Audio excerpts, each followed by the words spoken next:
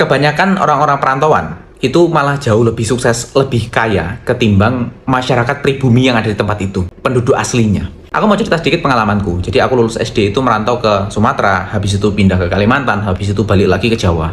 Dan di setiap tempat aku merantau, itu kebanyakan orang-orang yang kaya, yang sukses di tempat itu, bukan pribuminya, tapi malah masyarakat yang dari luar, pendatang-pendatang itu malah lebih kaya. Contoh aku merantau di Riau, toke-toke sawit, toke karet ya, itu malah kebanyakan orang-orang Medan.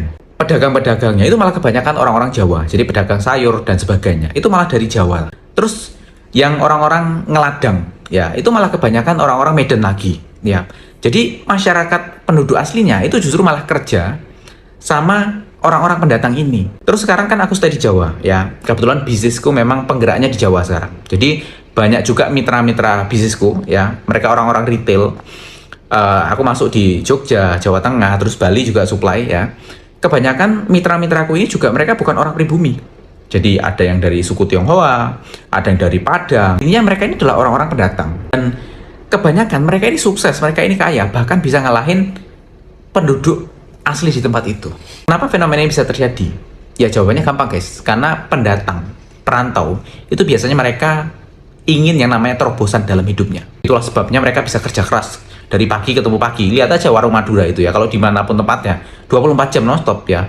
Ada jokesnya itu kan, sebelum kiamat datang warung Madura tidak akan tutup. Dan itu betul teman-teman.